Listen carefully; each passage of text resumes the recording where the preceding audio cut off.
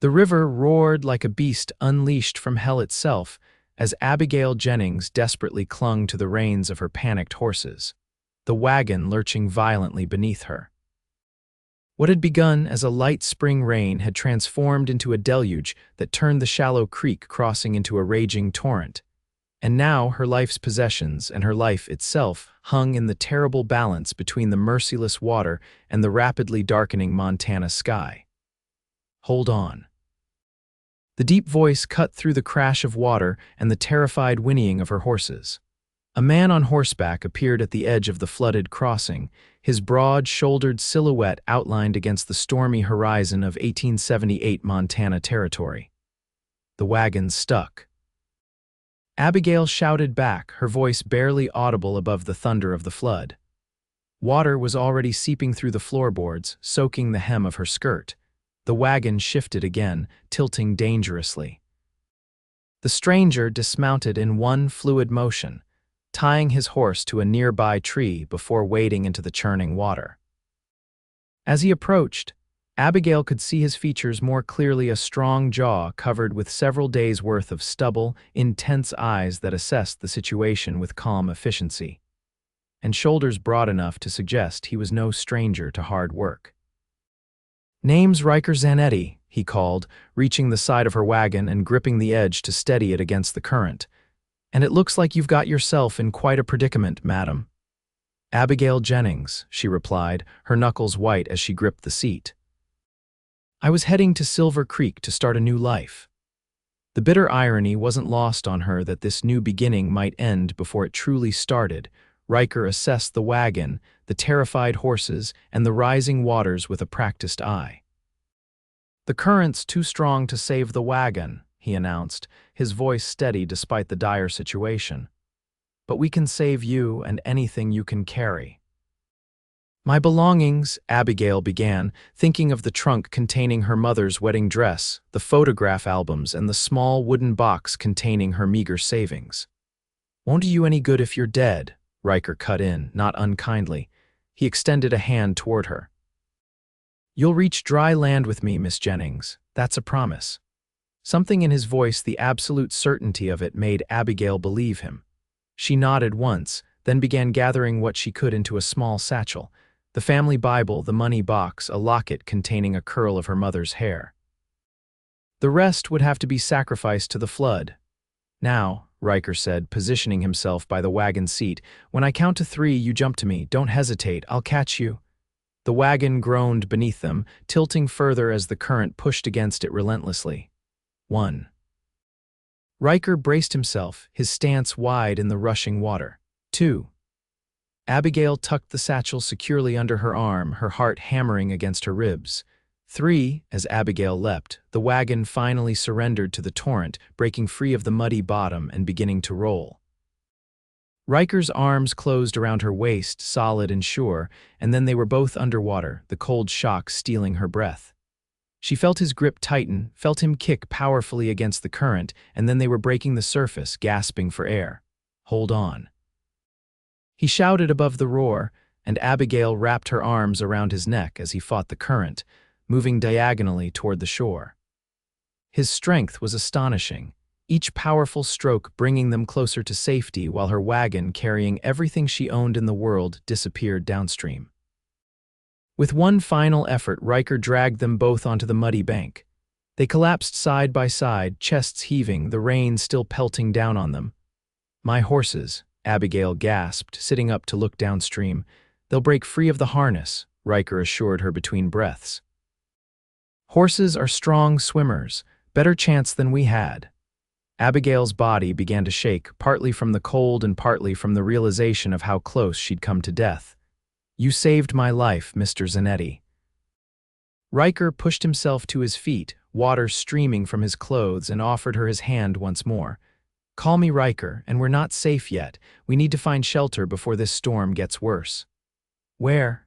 Abigail asked, looking around at the unfamiliar wilderness. Silver Creek was still a day's journey away, and now she had no transportation. "My cabin's about 2 miles upstream," Ryker replied, whistling sharply for his horse, which trotted obediently toward them. "Not much, but it's dry and has a fire." As Ryker helped her onto his horse before mounting behind her, Abigail was acutely aware of his solid presence at her back, his arms reaching around her to take the reins. She'd never been this close to a man who wasn't family, and despite the dire circumstances, she couldn't help but notice the warmth of him, the faint scent of leather and pine that clung to him beneath the smell of river water. "Thank you," she said, her voice small against the continuing rain. His response was a simple hold on as he urged the horse forward, but Abigail sensed there was more to Ryker Zanetti than the taciturn exterior he presented. As they rode through the storm toward his cabin, she wondered what twist of fate had placed him at that river crossing at precisely the moment she needed saving, and what further twists awaited her in this wild land. The cabin came into view as they crested a small rise, a sturdy structure of rough-hewn logs with a stone chimney, surrounded by a few outbuildings and a corral where several horses huddled against the rain. It wasn't grand by any measure, but to Abigail's rain-soaked eyes, it looked like heaven itself. Ryker dismounted swiftly and reached up to help her down, his hands strong and sure at her waist. For a moment their eyes met, and Abigail saw something flicker in his gaze, concern, certainly, but something else too, something that made her breath catch despite the chill of her wet clothes. "Come on," he said, breaking the moment. "Let's get you warmed up before you catch your death." The interior of the cabin was simple but well-ordered. A stone fireplace dominated one wall, with a cooking area nearby. A table and chairs occupied the center of the main room, while a curtain partially concealed what appeared to be a sleeping area. Shelves lined another wall, holding books, supplies, and a few personal items. Ryker immediately set to building up the fire, his movements efficient despite his own sodden state. "There's a trunk with some clothes behind that curtain," he said without looking up from his task. "My sister left some things last time she visited. They might be a bit large on you, but they'll be dry." Abigail hesitated, clutching her small satchel of rescued belongings. "Mr. Zanetti, Ryker, I don't know how to thank you." He glanced up then, the firelight casting shadows across his features. "No need for thanks. Anyone would have done the same." "No," Abigail said firmly. "Not anyone would have risked their life in that current. I owe you everything." A hint of color touched Ryker's cheekbones, visible even in the dim light. "Get changed before you freeze," he said gruffly. "I'll see to my horse and give you privacy." When he'd gone back outside, Abigail moved behind the curtain and opened the trunk he'd indicated. Inside, she found several simple dresses, undergarments, and a warm woolen shawl. As she peeled off her sodden clothing and dressed in the borrowed garments, she reflected on the strange turn her journey had taken. She'd left Philadelphia with dreams of establishing herself as the new schoolteacher in Silver Creek, eager to escape the suffocating expectations of her aunt's household after her parents' deaths. The West represented freedom, opportunity, and the chance to build a life on her own terms. Now, with her possessions lost to the flood, she had nothing but the contents of her satchel and the clothes on her back, borrowed clothes, at that. And yet she was alive, thanks to the stranger who was now seeing to his horse in the rain. By the time Ryker returned, Abigail had dressed in a simple blue calico dress and was attempting to untangle her long auburn hair with her fingers, sitting close to the now roaring fire. "Better?" he asked, hanging his wet hat on a peg by the door. "Much," she replied with a small smile. "Though I fear your sister's clothes are indeed a bit large." Ryker's eyes flickered briefly over her before returning to her face. "Emily's taller than most men I know," he said with a hint of a smile. "Always has been." He disappeared behind the curtain himself, emerging a few minutes later in dry clothes, a simple cotton shirt and worn denims. His dark hair was damp and tousled, making him look younger than he had in the midst of the rescue. "Are you hungry?" he asked, moving to a shelf stocked with provisions. Abigail realized suddenly that she was famished. "Yes, though I hate to impose further, it's no imposition," he cut her off, already reaching for a cast iron pot. "Stew's been simmering since this morning, one of the advantages of living alone, food's always ready when you need it." As he busied himself with preparing their meal, Abigail studied him covertly. He moved with an easy confidence at home in the simple cabin.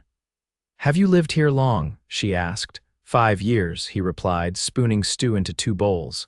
"Came west after the war. Didn't much care for what civilization had become." "You fought in the war between the states?" Abigail asked, accepting the bowl he offered her. Ryker nodded once, his expression shuddering slightly. "Union cavalry, not something I care to remember most days." Abigail recognized the look she'd seen it on the faces of returning soldiers in Philadelphia. Some wounds didn't show on the skin. "I understand," she said softly. "My father never spoke of his time in the war either. He died 3 years ago. Consumption took him in the end." Ryker settled across from her with his own bowl. "I'm sorry for your loss, thank you." Abigail took a spoonful of the stew and was surprised by how flavorful it was. "This is delicious." A slight smile touched Ryker's lips. "Another advantage of living alone, you learn to cook or you starve." They ate in companionable silence for a while, the rain drumming steadily on the roof and the fire crackling in the hearth. It struck Abigail as strange how comfortable she felt in the presence of this man. She'd only just met this man who had saved her life. "What takes you to Silver Creek?" Ryker asked eventually, setting his empty bowl aside. "I'm to be the new schoolteacher," Abigail replied. "The town council wrote that they've been without one for nearly a year." Interest flickered in Ryker's eyes. "You're the teacher they've been waiting for." "Half the territory's been talking about it. Lot of families moved to Silver Creek just on the promise of education for their children." "Well, I hope I don't disappoint them," Abigail said, suddenly aware of the weight of expectation. "Though I'm not sure how I'll begin now with all my books and teaching materials lost in the flood." "The town will help," Ryker assured her. "People out here understand hardship. They'll pull together." "Do you go to Silver Creek often?" she asked. "Every few weeks for supplies," he replied. "I keep to myself mostly, but I know most folks in the area. It's a good town. You'll be welcome there." As the evening deepened, they talked more freely. Abigail told him about growing up in Philadelphia, about her parents' deaths, and the stifling years living with her stern aunt, who viewed education for women as a frivolous waste. Ryker spoke little of his past but shared stories of the territory, the harsh winters, the breathtaking beauty of the mountains in spring, the characters who populated the small settlements. "The rain's not letting up," he observed as the hour grew late. "You should take the bed." "I'll sleep by the fire." "I couldn't possibly displace you from your own bed," Abigail protested. "You're not displacing me," Ryker said with finality. "I sleep out here half the time anyway." Too exhausted to argue further, Abigail retired behind the curtain to the simple bed with its quilt and feather mattress. Despite the tumultuous events of the day, sleep claimed her quickly, the sound of the rain and the occasional crackle of the fire creating a soothing lullaby. She woke once in the night, disoriented in the unfamiliar darkness. Through a gap in the curtain, she could see Ryker sitting by the fire, his profile outlined by the dying flames.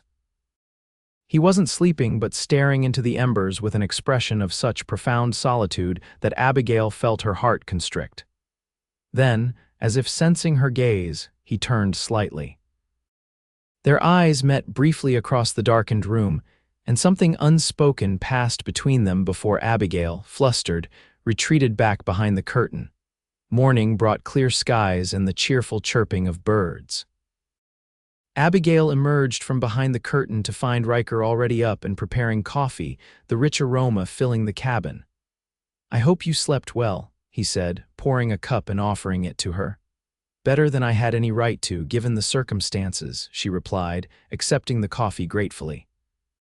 "Thank you for your hospitality, Mr. Ryker." He acknowledged her thanks with a nod. "I need to check if any of your horses made it to shore downstream.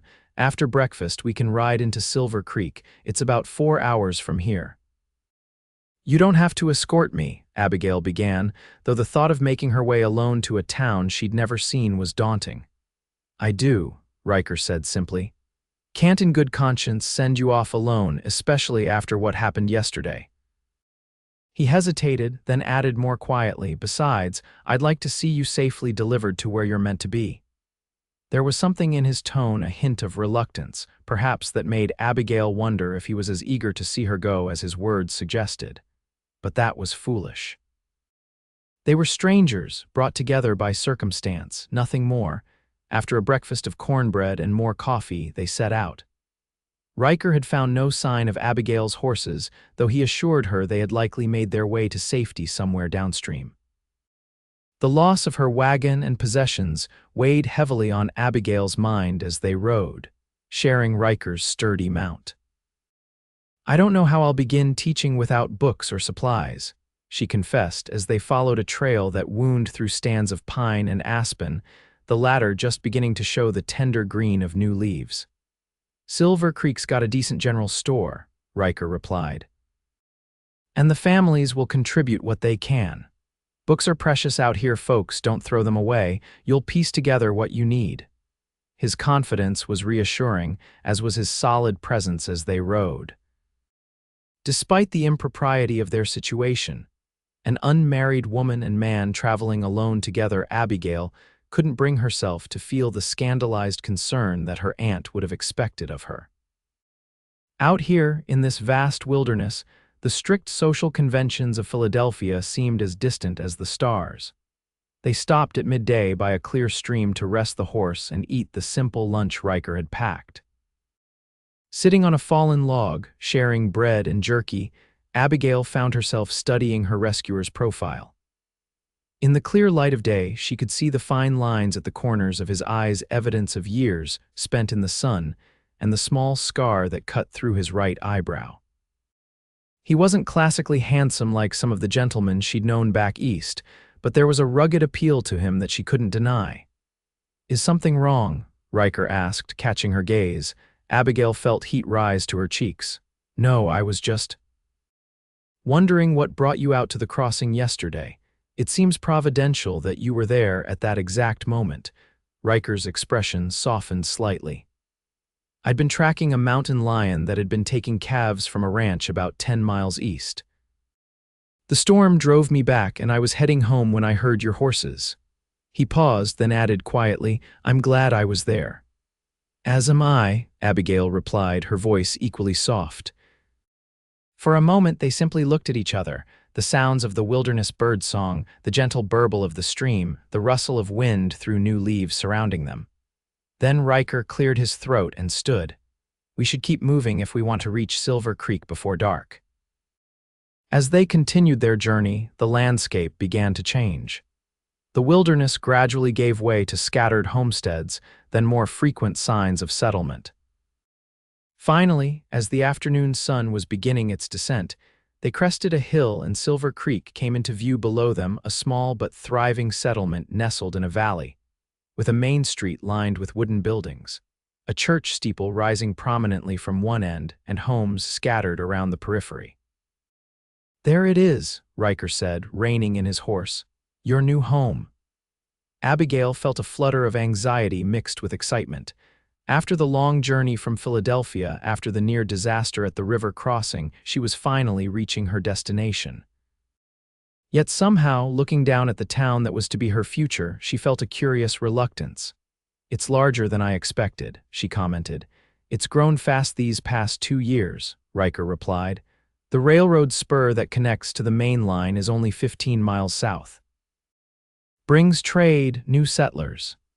He urged the horse forward down the hill, and soon they were riding down Silver Creek's main street, drawing curious glances from townsfolk.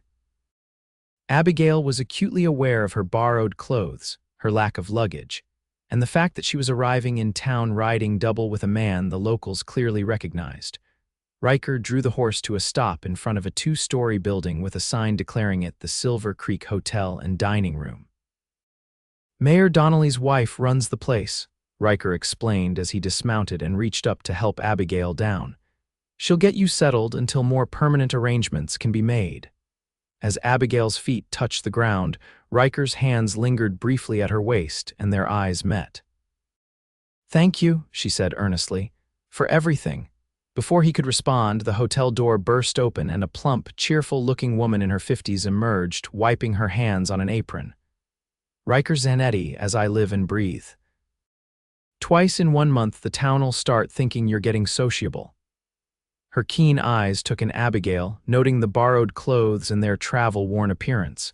And who might this be, Mrs. Donnelly? This is Miss Abigail Jennings, Ryker said, stepping back slightly. She's your new schoolteacher. Mrs. Donnelly's face lit up. Miss Jennings, we've been expecting you, but not with Ryker and certainly not looking like, she broke off, seeming to realize the implication of her words. Forgive me, dear, you must have a story to tell. Her wagon was caught in the flood at Mason's Crossing yesterday, Ryker explained. She lost everything but what she could carry. Mrs. Donnelly's expression shifted immediately to one of sympathy. Oh, you poor dear, come in at once. We'll get you settled with a hot bath and a proper meal, she turned to Ryker. And you'll stay for supper, of course. Ryker shifted uncomfortably. I should be getting back. Nonsense, Mrs. Donnelly cut him off.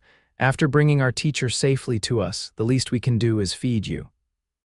Besides, Walter will want to hear the whole story, and you know how he hates getting information secondhand. Seeing that resistance was futile, Ryker nodded. I'll see to my horse and be back shortly. As he led his mount away toward the livery stable at the end of the street, Mrs. Donnelly guided Abigail into the hotel. Now, don't you worry about a thing, Miss Jennings. Silver Creek takes care of its own, and you're one of us now. We'll have you set up proper in no time. The hotel was clean and well-maintained, with a small lobby that opened into a dining room on one side. Mrs. Donnelly led Abigail upstairs to a comfortable room with a real bed, a washstand, and a window overlooking the main street. It's not fancy like what you might be used to back east, Mrs. Donnelly said apologetically. It's perfect, Abigail assured her, genuinely moved by the woman's kindness. And after nearly drowning yesterday, any bed that's not at the bottom of a river seems luxurious. Mrs. Donnelly chuckled. You've got spirit, I'll give you that. Now, I'll send up hot water for a bath, and let's see if we can find you something more suitable to wear for dinner. My niece left some dresses last time she visited. She's closer to your size than whoever provided that one. After Mrs. Donnelly bustled out, Abigail moved to the window and looked down at the street below. Silver Creek was coming alive with evening activity, shopkeepers closing up for the day, a few cowboys emerging from what appeared to be a saloon further down the street, children being called home for supper. It was so different from Philadelphia, yet there was something inviting about its straightforward bustle. Her gaze caught on a familiar figure, Ryker, emerging from the livery stable. Even from a distance, he stood out, his tall frame and confident stride marking him as different from the townsmen. As if sensing her scrutiny, he looked up suddenly, his eyes finding her window with unerring accuracy. For a moment, they simply regarded each other across the distance, and then Ryker touched the brim of his hat in a small gesture of acknowledgement before continuing on his way. Abigail stepped back from the window, her heart beating a little faster than it should. It was gratitude she was feeling, she told herself firmly, nothing more. How could it be anything else after knowing the man for barely a day? Yet as she prepared for dinner, soaking in the luxury of a proper bath, and changing into one of Mrs. Donnelly's niece's dresses, a pretty affair of lavender cotton that fit her reasonably well, Abigail couldn't deny the flutter of anticipation she felt at the prospect of seeing Ryker again. The dining room was busy when she descended, filled with what appeared to be regular boarders and a few travelers passing through. Mrs. Donnelly spotted her immediately and waved her over to a table where a portly man with impressive side whiskers was deep in conversation with Ryker, who had cleaned up considerably since their arrival. "Ah, here she is," the man exclaimed, rising to his feet as Abigail approached. "Miss Jennings, I'm Walter Donnelly, mayor of this fine establishment we call Silver Creek." "Welcome, welcome indeed. Thank you, Mayor Donnelly," Abigail replied, taking the seat he pulled out for her, which happened to be directly across from Ryker. Their eyes met briefly, and she thought she detected approval in his glance at her improved appearance.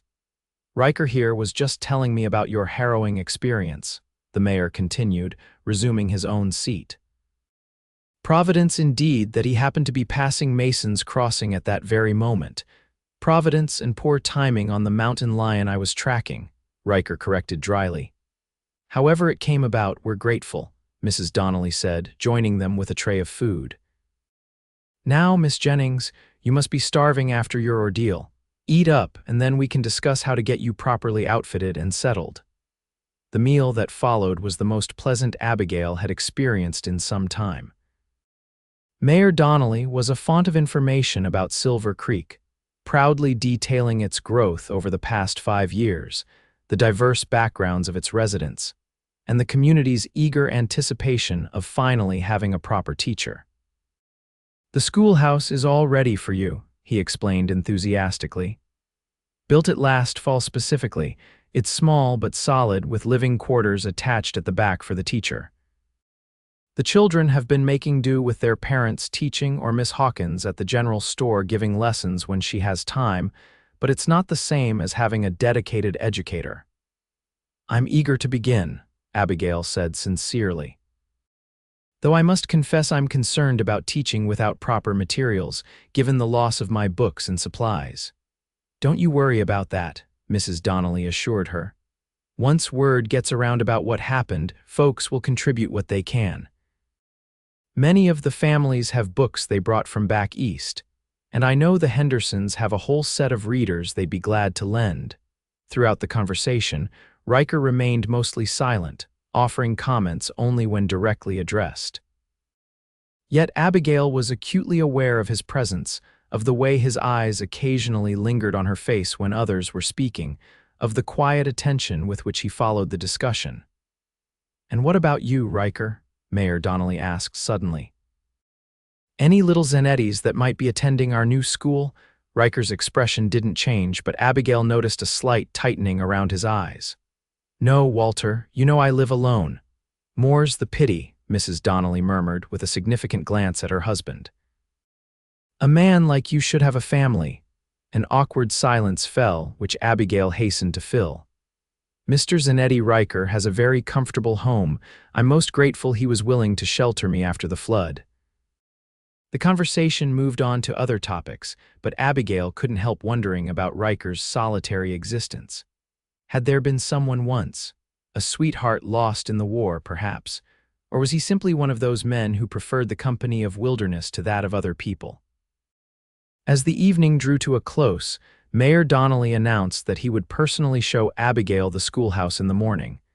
"And we'll call a town meeting for tomorrow afternoon," he added. "Let you meet the families and discuss what's needed to get classes started despite your setback."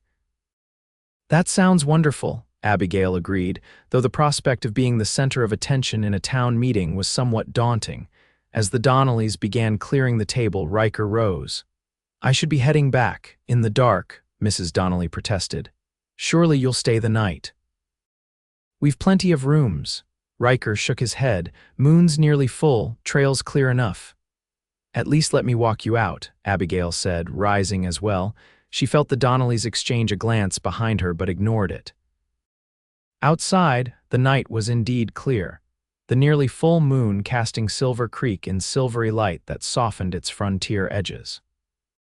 They stood in silence for a moment on the hotel's small porch, the sounds of the town settling for the night around them, a piano playing somewhere down the street, a distant burst of laughter, the occasional whinny of a horse.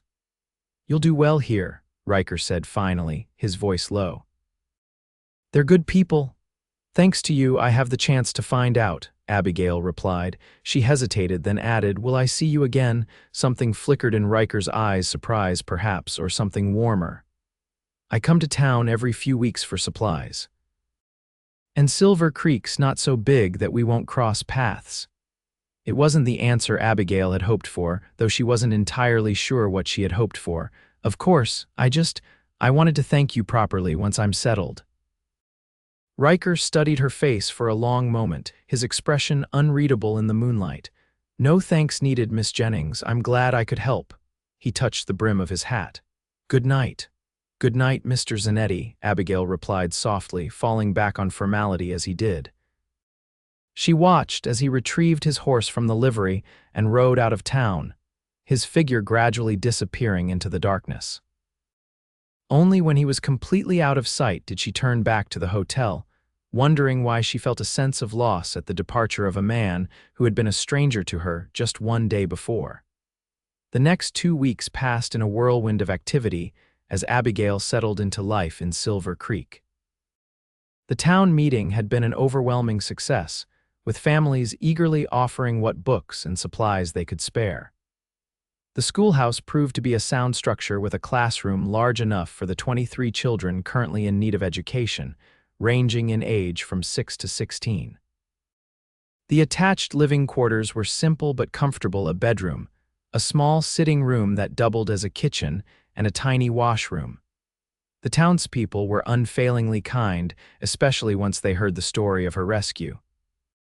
Women arrived with home-cooked meals, spare linens, and offers of friendship. Men stopped by to make small repairs to the schoolhouse or to introduce their children. Within days, Abigail had met most of Silver Creek's residents and had begun to feel at home in the small community. Yet despite the warm welcome and the satisfaction of preparing for her teaching duties, Abigail found her thoughts often straying to Ryker Zanetti. She caught herself scanning the main street whenever she went to the general store or the post office, hoping for a glimpse of the tall, quiet man who had saved her life. She told herself it was natural he represented her dramatic entry into this new life, after all, but deep down, she knew it was more than that. "He doesn't come to town often," Mrs. Donnelly remarked one day when she caught Abigail looking down the street with a bit too much interest. "Ryker, I mean." Abigail felt heat rise to her cheeks. "I was just wondering how he was faring." Mrs. Donnelly's expression was knowing but kind. "He's always been a solitary sort, even before the war. His sister Emily visits from Helena twice a year, but otherwise he keeps to himself. Hunting, trapping, doing odd jobs for the larger ranches when he needs money." "Has he always lived alone?" Abigail asked, unable to resist her curiosity. "No," Mrs. Donnelly said, her voice softening. "There was a young lady once, shortly after he settled here. Catherine Wilkes, daughter of a rancher over in Paradise Valley. Pretty thing, sweet-natured. They were engaged to be married." Abigail felt a twinge that she refused to identify as disappointment. "What happened? Influenza took her, winter of '73, took her whole family, matter of fact." "Terrible business," Mrs. Donnelly sighed. "Ryker was never quite the same afterward. Moved deeper into the wilderness, built that cabin of his, only comes to town when necessity demands it." The story settled over Abigail like a weight. It explained so much about the solitude she had sensed in him, the remoteness that seemed to surround him even when he was in company. "That's very sad," she said quietly. Mrs. Donnelly patted her hand. "Life out here can be harsh, Miss Jennings, but it can also heal given time. Ryker's a good man, despite his preference for four-legged company over the two-legged variety." Before Abigail could respond, they were interrupted by the arrival of several of her soon-to-be pupils, eager to show her a fox they had spotted near the creek. The conversation about Ryker was set aside, but the information lingered in Abigail's mind, coloring her understanding of the man who had saved her life. School officially began the following Monday, with all 23 students arriving promptly, scrubbed clean and on their best behavior. Abigail found herself immediately immersed in the challenges of teaching multiple grade levels simultaneously, adapting her Eastern education methods to the practical needs of frontier children, and establishing the routines that would structure their days together. The work was exhausting but deeply satisfying. Each evening she collapsed into bed with a pleasurable tiredness, her mind already planning the next day's lessons. She quickly came to know each child's strengths and weaknesses, their personalities and family backgrounds. The Dawson twins, mischievous but bright; Sarah Miller, shy but with a gift for mathematics; Tom Henderson, oldest of the students at 16, attending school primarily to please his mother but showing unexpected enthusiasm for history. Weeks passed, and spring deepened toward summer. The wildflowers that carpeted the hills around Silver Creek bloomed in successive waves of color, first the delicate pasque flowers, then the bright yellow arrowleaf balsam root, followed by the vivid blue of lupines. On Sundays after church, Abigail often walked along the creek that gave the town its name, marveling at the beauty of this wild place she now called home. It was on one such Sunday, nearly 6 weeks after her arrival in Silver Creek, that she encountered Ryker again. She had wandered further than usual, following the creek upstream to where it widened into a small, peaceful pool surrounded by cottonwoods. Lost in thought, she didn't notice the man fishing from the opposite bank until he called her name, Miss Jennings. Abigail startled, then felt her heart leap as she recognized Ryker standing across the water, fishing rod in hand. "Mr. Zanetti," she replied, unable to keep the pleasure from her voice. What a surprise! He set aside his fishing gear and made his way around the pool toward her. As he approached, Abigail noted that he looked, well, perhaps a bit leaner than when she'd last seen him, but his skin had the healthy tan of someone who spent most of his time outdoors. "I heard school's been in session for some weeks now," he said as he reached her. "How are you finding it?" "Challenging, rewarding, exhausting," Abigail replied with a smile. "Everything I hoped it would be." A hint of an answering smile touched Ryker's lips. "The town's mighty pleased with their new teacher. Mrs. Donnelly can't stop singing your praises." "She's been very kind," Abigail said. "Everyone has been." They fell into step together along the creek bank, an unspoken agreement to walk a while. "And you?" Abigail ventured after a comfortable silence. "How have you been?" Ryker glanced at her, seeming slightly surprised by the genuine interest in her voice. "Well enough." "Spring's a busy time, traps to check, garden to plant." "You have a garden?" Abigail asked, somehow charmed by the image of this rugged man tending to vegetables. "Can't live on game alone," Ryker replied with a shrug, "and store-bought supplies get expensive." They walked further, exchanging simple observations about the weather, the fishing, the changes in the landscape as spring matured. Abigail found herself relaxing in his company, the initial awkwardness fading into a comfortable rhythm of conversation and companionable silence. When they reached a fallen log that offered a natural seat overlooking the creek, Ryker gestured to it. "Would you like to rest a while?" Abigail nodded, settling onto the log and arranging her skirts. Ryker sat beside her, leaving a proper distance between them. "I never properly thanked you," Abigail said after a moment, "for saving my life that day at the crossing." "You did thank me," Ryker pointed out. "Not adequately," she insisted. "And not just for the rescue itself, but for your kindness afterward. Sheltering me, bringing me to Silver Creek, making sure I was safely delivered to my new life." She turned slightly to face him. It was above and beyond what most would have done. Ryker's eyes met hers, their gray-blue depths revealing more emotion than his composed features. "I did what needed doing," he said simply, "and I'd do it again." Something in his tone made Abigail's heart beat faster. "Have you been to town at all these past weeks?" she asked, changing the subject to safer ground. "I haven't seen you." "Once, briefly," he admitted. "Needed supplies." "Saw you teaching through the schoolhouse window. Didn't want to interrupt." The thought that he had been in town, had seen her, without making his presence known, gave Abigail a curious mixture of disappointment and pleasure. "You should have said hello." The children would have enjoyed meeting the man from their teacher's river rescue story. Ryker looked genuinely startled. "You told them about that, of course," Abigail said. "It's how I came to be here, after all, though I may have embellished your heroics slightly to keep their attention." Her eyes twinkled with mischief. "In my version, you fought off a bear while carrying me to safety." A startled laugh escaped Ryker, a rich, warm sound that transformed his face. "A bear, is it? Why not make it 2 bears while you're at it?" "I considered it," Abigail admitted, delighted by his response, "but I didn't want to strain credibility too far." For a moment, they simply smiled at each other, and Abigail felt something shift between them, a warming, a lowering of guards. Then Ryker's expression grew more serious. "I'm glad you're happy here," he said quietly. "After losing everything in the flood, I worried that Silver Creek might not measure up to what you'd hoped for." "It's more than I hoped for," Abigail replied honestly. The people, the children, the landscape itself, it all feels right in a way Philadelphia never did, as if I was meant to be here.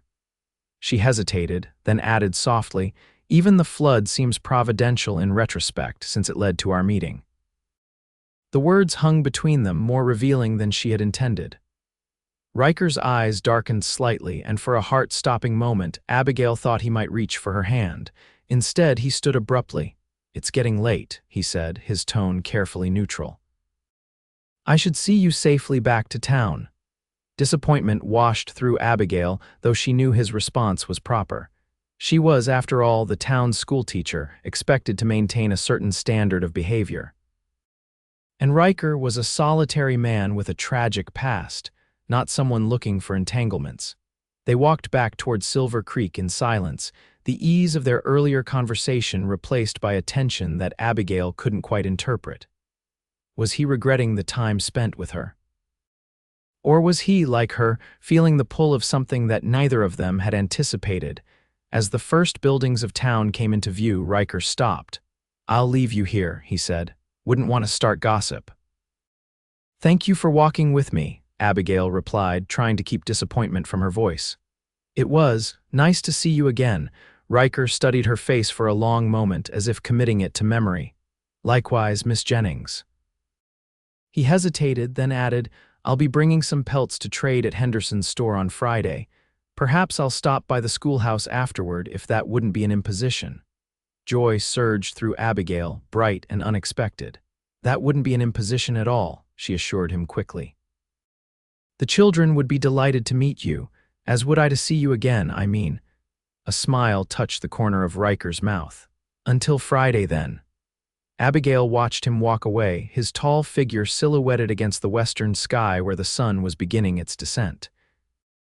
Only when he had disappeared from view did she turn and continue into town, her heart lighter than it had been in weeks. The days until Friday seemed to crawl by with agonizing slowness. Abigail threw herself into her teaching with renewed energy, but her thoughts frequently strayed to Ryker and their upcoming meeting. She told herself that her anticipation was perfectly natural. He was, after all, one of the few people she knew outside of the immediate Silver Creek community, and their shared experience had created a natural bond. But in the quiet of night, lying in her small bed in the schoolhouse quarters, she admitted the truth to herself. She was drawn to Ryker Zanetti in ways that went far beyond gratitude or friendship. His quiet strength, his self-sufficient nature, the depth she sensed beneath his reserved exterior, all of it called to something in her that she hadn't known existed until she'd left Philadelphia behind. Friday dawned clear and warm, a perfect late spring day. Abigail found herself taking extra care with her appearance, choosing her newest dress, a blue calico that Mrs. Henderson had helped her sew, and arranging her hair with particular attention. The children noticed her distraction during lessons, exchanging knowing glances when she had to ask young Billy Watson to repeat a question she hadn't heard. "Are you expecting someone, Miss Jennings?" Sarah Miller asked during the midday break, her observant eyes missing nothing. "As a matter of fact, we may have a visitor this afternoon," Abigail replied, trying to sound casual. "The man who helped me when my wagon was caught in the flood at Mason's Crossing." This announcement created immediate excitement among the children, who had indeed heard the story of their teacher's dramatic arrival in the territory. "The one who fought the bear?" Tommy Jackson asked eagerly. Abigail laughed. "I may have exaggerated that part slightly. But yes, Mr. Zanetti is the one who saved me from the flood. My pa says Ryker Zanetti is the best tracker in 3 territories, Tom Henderson offered. Says he can find a needle in a haystack if it's left a mark on a single straw. My ma says he's a lone wolf, Sarah added. On account of his sweetheart dying of the influenza years back. Abigail felt a pang at this casual confirmation of Mrs. Donnelly's story. That's enough gossip, she said gently but firmly. Mr. Zanetti is a private person who deserves our respect, not our speculation. Now, back to your studies, please. The afternoon lessons proceeded with an undercurrent of anticipation that made it difficult for anyone, including Abigail, to concentrate fully. When the school day finally ended and the children had been dismissed, Abigail found herself lingering in the classroom, straightening books and organizing papers that were already in perfect order. The knock, when it came, was so soft that at first Abigail thought she had imagined it. Then it came again, and her heart leapt as she moved to open the schoolhouse door. Ryker stood on the steps, hat in hand, looking as nervous as she felt. He had clearly made an effort with his appearance. His clothes were clean and pressed, his dark hair neatly combed, his jaw freshly shaved. "Miss Jennings," he greeted her, his voice as deep and steady as she remembered. "Mr. Zanetti," she replied, unable to keep a smile from spreading across her face. "Please come in." He stepped into the schoolhouse, his tall frame seeming to fill the space in a way that should have been intimidating, but instead felt reassuring. His eyes traveled around the room, taking in the neat rows of desks, the blackboard with its carefully written assignments, the shelves of borrowed books. "You've made it a real school," he observed. "With the town's help," Abigail acknowledged. "Everyone has been incredibly supportive." An awkward silence fell between them. Abigail became acutely aware of the impropriety of entertaining a man alone in her quarters, even if those quarters were attached to a schoolhouse. "I thought perhaps we might take a walk," Ryker suggested, as if reading her thoughts. "If you're not too tired after your teaching day." "A walk would be lovely," Abigail agreed, relieved at the suggestion. She retrieved her shawl and a small bonnet, then followed him outside.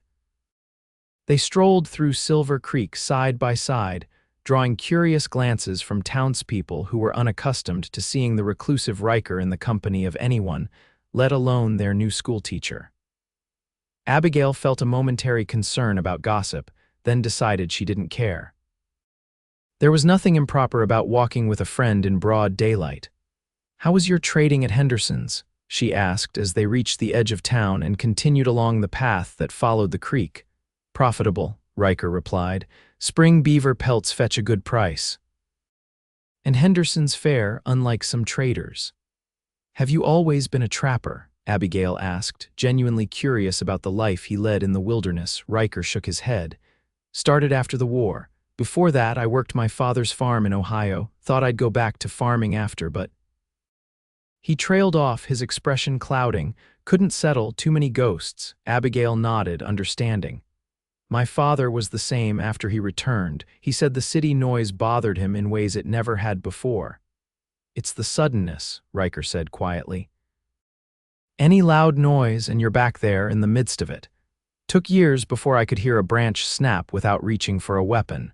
The candid admission touched Abigail deeply. She sensed that Ryker rarely spoke of such things, especially to someone he knew so little. On impulse, she reached out and touched his arm lightly.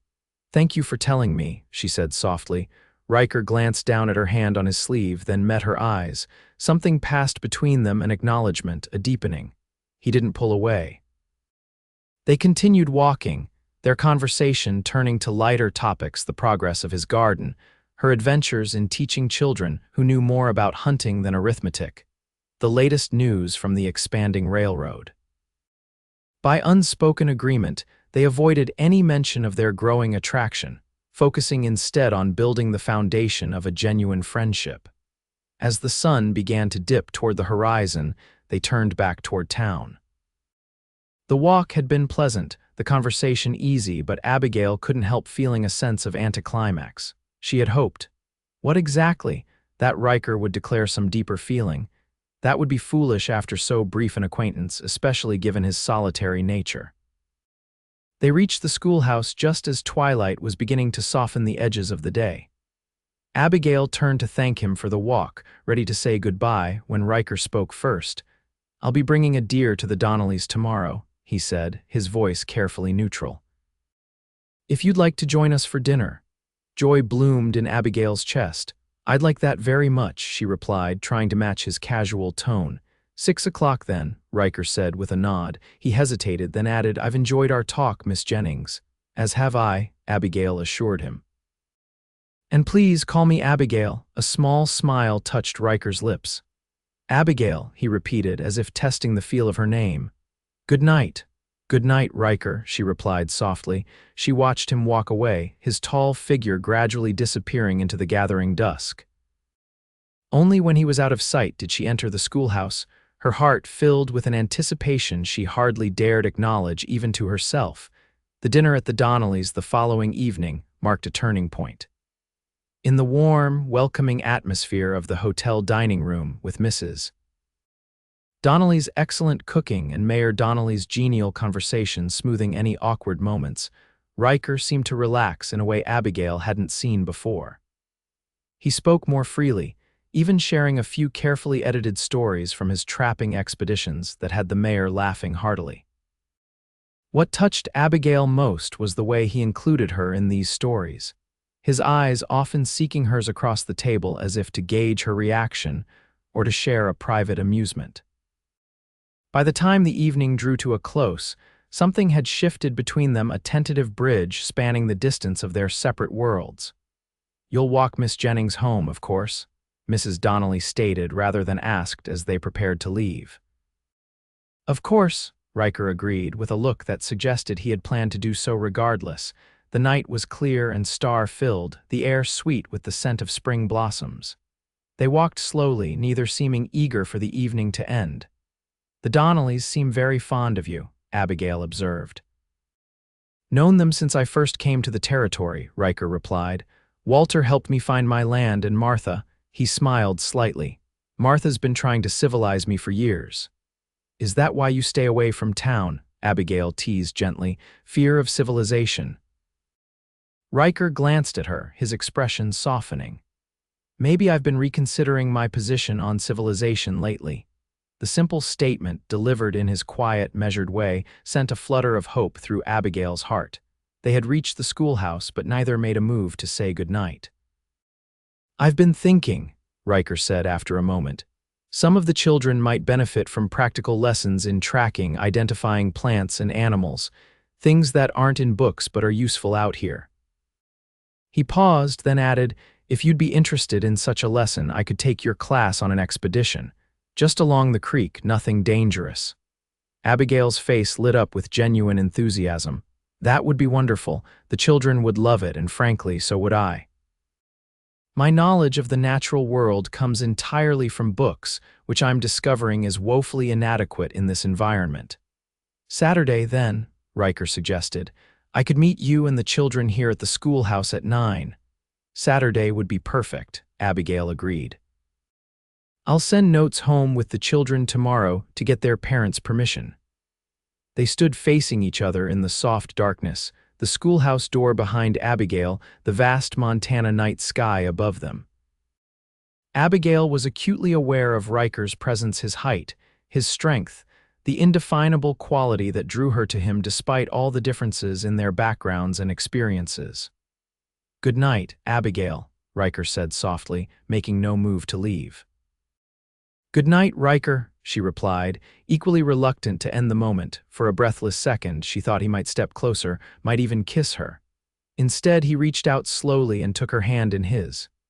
His palm was warm and calloused against her smaller, softer hand. He held it for a moment, his thumb brushing lightly over her knuckles in a gesture so tender it made her heart ache. Then he released her and stepped back, touching the brim of his hat in a gesture that somehow managed to be both formal and intimate at the same time. "Until Saturday." Abigail watched him walk away, her hand still tingling from his touch. Something profound was happening between them, something neither had sought, but which seemed as natural and inevitable as the changing of seasons. She wasn't naive enough to ignore the obstacles. His solitary nature, the tragedy in his past, the vast differences in their upbringings and experiences. Yet standing there under the star-strewn Montana sky, Abigail felt a certainty she had never known before.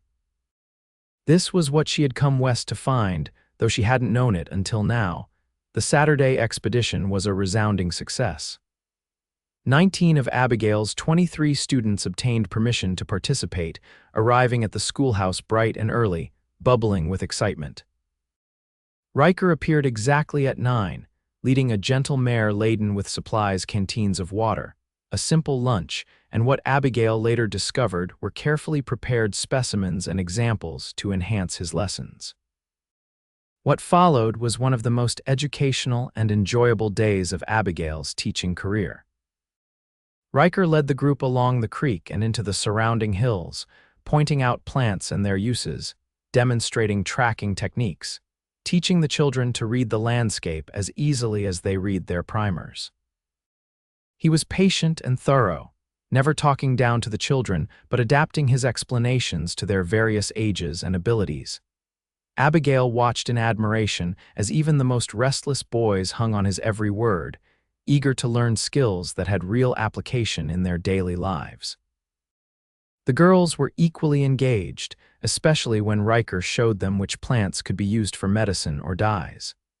By the time they stopped for lunch in a sunny meadow dotted with wildflowers, Abigail had gained a new appreciation for Ryker's knowledge and teaching ability. "You're a natural teacher," she told him as they sat slightly apart from the children, who were enthusiastically discussing what they'd learned while devouring the simple meal of bread, cheese, and dried fruit. Ryker looked surprised at the compliment. "Just showing them what I know." "Nothing special about that." "It is special," Abigail insisted. "You connect what you're teaching to their lives, make it relevant. That's the essence of good teaching." A hint of color touched Ryker's cheekbones. "Learned most of it from an old crow hunter who took pity on an ignorant Easterner who didn't know a deer track from a buffalo's. Figured I'd pass it on." The expedition continued through the afternoon, with Ryker leading them on a circular route that eventually brought them back to Silver Creek as the sun was beginning its descent. The children scattered to their homes, chattering excitedly about the day's adventures, while Ryker and Abigail found themselves alone outside the schoolhouse once more. "Thank you," Abigail said sincerely. "That was everything I hoped it would be and more." "The children did well," Ryker acknowledged. "Quick learners, most of them." "Thanks to their excellent guide," Abigail replied with a smile. Would you like to come in for some tea? It's the least I can offer after you spent your entire day with us." Ryker hesitated, and for a moment Abigail thought he would refuse. Then he nodded. Tea would be welcome. The schoolhouse quarters felt smaller with Ryker's tall frame filling the space, but not uncomfortable. Abigail busied herself with preparing tea while Ryker examined the bookshelves that lined one wall of the small sitting room. "You've acquired quite a collection," he observed, running a finger along the spines. "Most are on loan from various families," Abigail explained, bringing the tea to the small table. "Though I've been ordering a few each month from a bookseller in Helena, my own small contribution to Silver Creek's cultural development." Ryker accepted the cup she offered him, his fingers briefly touching hers in the exchange. "What made you decide to come west?" he asked. "It's a long way from Philadelphia to Montana Territory." Abigail considered the question as she sat across from him. "Freedom, I suppose," she said finally. "After my parents died, I lived with my aunt, who had very traditional views about a woman's place. Teaching was acceptable, but only as a temporary occupation before marriage. The idea that I might want a life of my own, defined by my own choices rather than by my relationship to a husband or family, was incomprehensible to her." She sipped her tea, gathering her thoughts. "When I saw the advertisement for a teacher in Silver Creek, it seemed like an opportunity to create that life, to be valued for what I could contribute rather than for whom I might marry." Ryker's eyes held hers, thoughtful and understanding. "And has it been what you hoped for?" "More than I hoped for," Abigail replied honestly. "I love teaching the children, being part of this community, and I've discovered strengths in myself I never knew I possessed. When my wagon was caught in that flood, I was certain I would die. Now I look back and think perhaps it was the best thing that could have happened to me." "How so?" Ryker asked, genuinely curious. Abigail's cheeks warmed slightly. "It brought me to Silver Creek with nothing but what I could carry, no possessions to define me, no past to constrain me. Just the person I am and what I can make of my life here." She paused, then added softly, "And it brought me to you." The words hung between them, more revealing than she had intended. Ryker set down his cup slowly, his eyes never leaving hers. Abigail, he began, his voice lower than before. I haven't. He stopped, struggling to find the right words. What I mean to say is, I've been alone a long time, by choice mostly. After Catherine died, I couldn't imagine wanting that kind of connection again. The risk seemed too great. Abigail's heart beat faster at the implied admission that he was reconsidering that position. And now, she asked gently, Ryker's gaze was steady and direct. Now I find myself riding into town more often than supplies would warrant, looking for glimpses of a certain schoolteacher. Thinking about her when I should be focusing on other things. A small, rueful smile touched his lips. It's unsettling, for me as well, Abigail admitted. I've never felt this way before, about anyone. The silence that followed was charged with possibility. Ryker leaned forward slightly, his eyes dropping briefly to her lips, and Abigail felt herself drawn toward him as if by some invisible force. Then the schoolhouse bell chimed the hour, breaking the moment. Ryker sat back, the spell broken. I should go, he said, though his tone suggested reluctance. It's getting late. Abigail nodded, trying to hide her disappointment. Of course, and thank you again for today. The children will be talking about it for weeks. They rose and moved to the door, where Ryker turned to face her once more. Would you permit me to call on you properly? Sunday after church, perhaps, joy surged through Abigail, bright and unexpected. I would like that very much, she replied, unable to keep a smile from spreading across her face. Ryker's expression softened in response. Then, with a gentleness that belied his size and strength, he reached out and touched her cheek briefly. Good night, Abigail.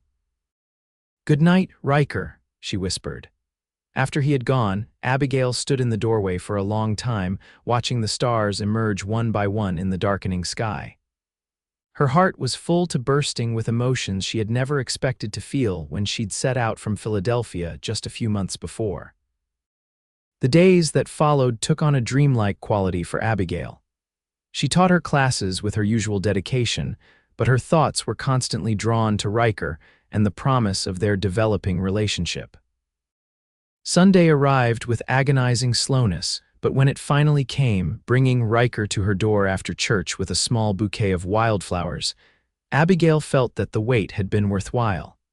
They walked together along the creek, talking more freely than ever before. Ryker spoke of his childhood in Ohio, his parents who had died while he was fighting in the war, his sister Emily who had married a banker in Helena and was expecting her first child. Abigail shared stories of her own upbringing, her father's love of literature, her mother's skill with a needle, the garden they had tended together in the small backyard of their Philadelphia home. I think they would have liked it here, she said as they sat on a fallen log overlooking a particularly pretty stretch of the creek. My father especially, he always said cities made him feel penned in. And you? Ryker asked, his arm just barely touching hers as they sat side by side. Do you miss the city? Abigail considered the question honestly. I miss certain conveniences, she admitted, indoor plumbing for one and bookstores, but the life itself, she shook her head. No, I feel more myself here than I ever did in Philadelphia. Ryker's hand found hers, his fingers intertwining with her own in a gesture that felt both new and somehow familiar. I'm glad, he said simply. That Sunday marked the beginning of a courtship that progressed with the steady, unhurried pace of the changing seasons. Ryker began coming to town more frequently to bring game to the hotel, to trade at the general store, to assist with various projects around Silver Creek. Each visit included time spent with Abigail, whether it was a quiet dinner at the Donnellys, a walk along the creek, or simply sitting together on the schoolhouse steps talking as twilight deepened around them. The townsfolk observed this development with knowing smiles and approving nods. Mrs. Donnelly in particular seemed delighted, her motherly face beaming whenever she saw them together. Even Abigail's students picked up on the change, giggling behind their hands when Ryker appeared at the schoolhouse, or when their teacher's gaze lingered a bit too long on the tall figure riding into town. As summer bloomed in earnest, bringing long golden days and warm, star-filled nights, Abigail and Ryker's relationship deepened. They discovered shared interests in books he was surprisingly well-read for a man who had spent much of his life in the wilderness and in music. Abigail played the small pump organ in the church, and Ryker admitted to having learned the fiddle as a boy, though he claimed to be out of practice. "You should bring it next time you come to town," Abigail encouraged him after this revelation. "We could play together." And so he did, arriving one evening with a battered fiddle case tucked under his arm. Their first attempt at making music together was awkward, with missed notes and uncertain timing, but by the end of the evening, they had managed a passable rendition of Barbara Allen that left them both laughing with accomplishment.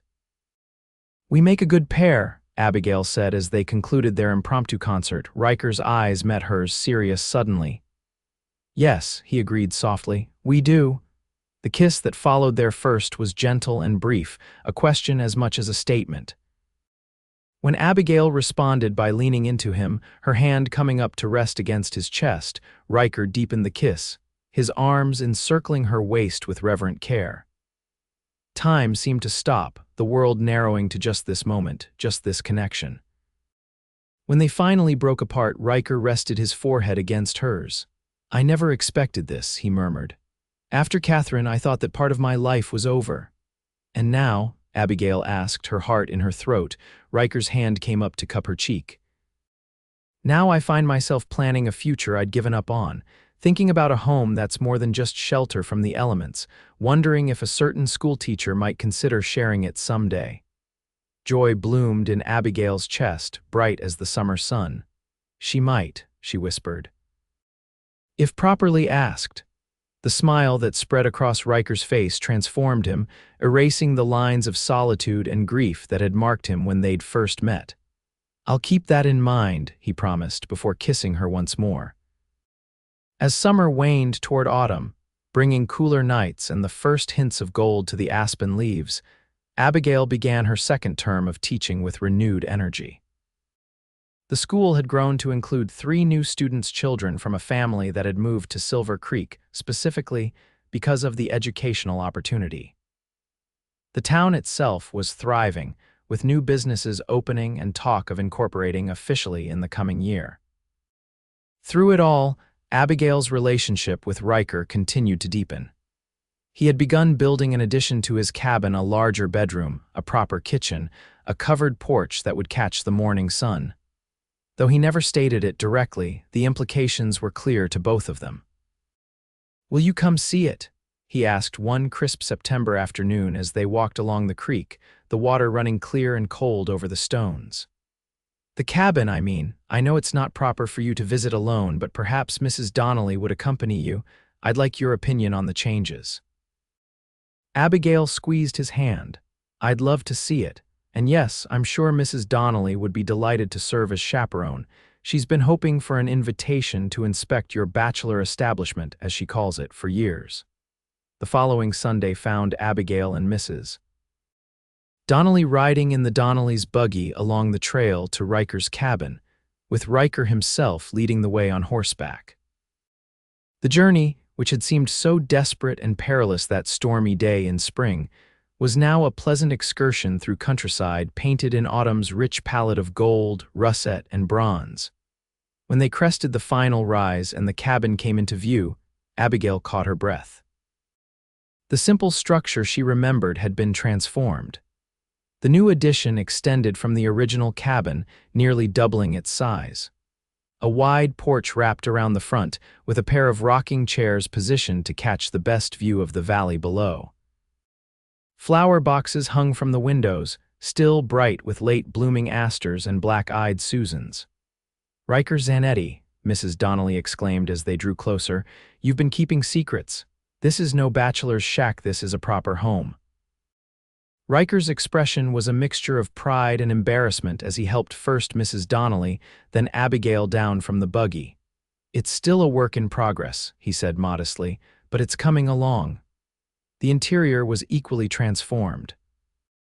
The original cabin had been repurposed as a large, comfortable living area, with Ryker's books now arranged on proper shelves, a new stone fireplace, and sturdy, handcrafted furniture. The new addition contained a spacious kitchen with a cast iron stove and ample storage, a bedroom larger than the one Abigail currently occupied in the schoolhouse quarters, and a small room that Ryker described as for future use, with a glance at Abigail that made her heart skip. "It's wonderful," Abigail said sincerely as they concluded the tour. "Truly, Ryker, it's lovely." "You've outdone yourself," Mrs. Donnelly agreed, her keen eyes missing nothing. "Why, it's almost as if you're expecting company of a more permanent nature." Ryker's ears reddened slightly at her knowing tone. "Just making improvements that were long overdue," he said, though his eyes sought Abigail's with a question in their depths. Later, while Mrs. Donnelly busied herself exploring the garden behind the cabin, giving them a few minutes of carefully supervised privacy, Ryker led Abigail to the edge of the clearing where a massive old pine provided shade and a view of the valley below. "What do you really think?" he asked quietly. "Of the cabin?" "I think it's perfect," Abigail replied honestly. "It suits you solid, unpretentious, in harmony with its surroundings." She paused, then added softly, "And I'm deeply touched by the care you've taken with it." Ryker took her hands in his expression more open and vulnerable than she had ever seen it. "Abigail, I'm not a man of many words, never have been, but I need to say this properly." He took a deep breath. "When I found you at Mason's Crossing that day, something changed for me. It was as if all those years of solitude were preparation for meeting you, for being the person who could reach you through that flood and bring you to safety." He squeezed her hands gently. "I've come to realize that while I thought I was rescuing you, in truth, you were rescuing me. From loneliness, from the belief that loss was all that awaited me if I dared to care again." Tears welled in Abigail's eyes as Ryker continued, his voice steady despite the emotion evident in his face. "I love you, Abigail Jennings. I want to build a life with you, whether that's here at my cabin or in town or wherever you feel is right. I want to wake up beside you each morning and fall asleep with you each night. I want to face whatever comes, good or bad, together." With that, he released one of her hands and reached into his pocket, withdrawing a small wooden box. Opening it, he revealed a ring, a delicate band of gold with a small, perfect sapphire that caught the autumn sunlight. "It was my mother's," he explained. "I've been carrying it since the war, waiting for. Well, for you, though I didn't know it." He took a steadying breath. "Abigail, will you marry me?" Joy surged through Abigail, so powerful it seemed her heart might burst with it. "Yes," she whispered, then more strongly, "Yes, Ryker, I will marry you." His face transformed with happiness as he slipped the ring onto her finger. Then his arms were around her, lifting her off her feet in an embrace that expressed what words could not: the depth of his love, the joy of this moment, the promise of all the days to come. Mrs. Donnelly's delighted exclamation from the edge of the garden suggested that their moment of privacy had not been as private as they'd thought, but neither Abigail nor Ryker could bring themselves to care. They were engaged, pledged to one another, their futures now irrevocably intertwined. The wedding took place on a crisp October day, with the aspen leaves at their golden peak and the sky a perfect, cloudless blue. The entire town of Silver Creek turned out for the occasion, the small church filled to capacity and beyond, with children sitting cross-legged in the aisles and late arrivals peering through the windows from outside. Abigail wore a dress of ivory silk that Mrs. Henderson and several other ladies had helped her sew, with lace at the collar and cuffs that Mrs. Donnelly had contributed from her own wedding gown. Her hair was arranged in a simple but elegant style, adorned with a crown of late blooming wildflowers gathered by her students that morning. Ryker, standing at the altar with Mayor Donnelly serving as his best man, looked both nervous and proud in a new suit ordered specially from Helena. When Abigail appeared at the church door, escorted by Tom Henderson's father who had volunteered to give her away, Ryker's face lit with a joy so transparent that several women in the congregation were seen to dab at their eyes even before the ceremony properly began. The service was simple and heartfelt, with Reverend Mitchell speaking eloquently about the power of love to transform lives and bring hope out of despair. When it came time for the vows, Ryker's deep voice carried clearly through the church as he promised to love, honor, and cherish Abigail for all the days of his life. Abigail's response, though softer, was equally sincere and sure. "I now pronounce you husband and wife," Reverend Mitchell declared. "What God has joined together, let no man put asunder." The kiss that sealed their union was brief but tender, mindful of the audience but unmistakably heartfelt. As they turned to face the congregation, now officially Mr. and Mrs. Zanetti, the church erupted in applause and cheers. The celebration that followed on the town green was the largest Silver Creek had seen in years. Tables groaned under the weight of food contributed by every family, a small band played lively tunes for dancing, and the bride and groom were kept busy accepting congratulations and well wishes from what seemed like half the territory. "Are you happy, Mrs. Zanetti?" Ryker asked softly as they finally claimed a moment alone, watching the festivities from the edge of the green. Abigail leaned against him, her head resting on his shoulder. "More than I ever thought possible," she replied honestly. "And you, any regrets about giving up your solitary ways?" Ryker's arm tightened around her waist. "Not a single one, though I reserve the right to take you fishing in spots so remote no one will find us for days." Abigail laughed. "I'll hold you to that promise, husband." As twilight descended, bringing with it a chill that had guests drawing closer to the bonfires that dotted the green, Ryker and Abigail took their leave amidst cheers and good-natured teasing. They would spend their wedding night at the Hotel Mrs. Donnelly's gift before traveling to the cabin the following day. Later, as they stood together at the window of their hotel room, looking out at the stars emerging above Silver Creek, Abigail reflected on the extraordinary journey that had brought her to this moment. "Do you ever think about how differently things might have turned out?" she asked softly. "If my wagon hadn't gotten caught in that flood, if you hadn't been passing by at that exact moment." Ryker turned to her, his expression serious. "I try not to dwell on might-have-beens," he said. "But I do know this. I was meant to be at that crossing when you needed help, and you were meant to find your way to Silver Creek, even if it wasn't in the way you'd planned." He drew her into his arms, his touch both tender and possessive. "Some things are just meant to be, Abigail. You and me, we're one of those things." As his lips found hers in a kiss that spoke of all the tomorrows awaiting them, Abigail knew he was right. The flood that had nearly claimed her life had instead given her everything she had ever wanted but never dared to dream of. A home, a purpose, a community that valued her, and a love that promised to sustain her through all the seasons to come. In the years that followed, Silver Creek would remember the story of the schoolteacher whose wagon was caught in the Torrent, and the reclusive trapper who had promised she would reach dry land with him. They would tell it to newcomers and to children born long after the event itself, embellishing it with each retelling until it became almost mythical, a tale of rescue, of providence, of love that bloomed in the most unexpected circumstances. But for Abigail and Ryker, living their shared life in the cabin by the creek, raising the children who eventually came to fill the small room Ryker had built for future use, the real story was far more precious than any legend. It was written in the quiet moments of their days together, in the challenges they faced and overcame as one, in the love that had begun with an outstretched hand above a raging flood and continued to deepen with each passing year. And sometimes, on spring evenings when the snow melt swelled the creek to a rushing torrent, they would stand together on their porch and watch the water flow past, remembering the day that had changed everything and silently giving thanks for the flood that had brought them to safe harbor in each other's hearts.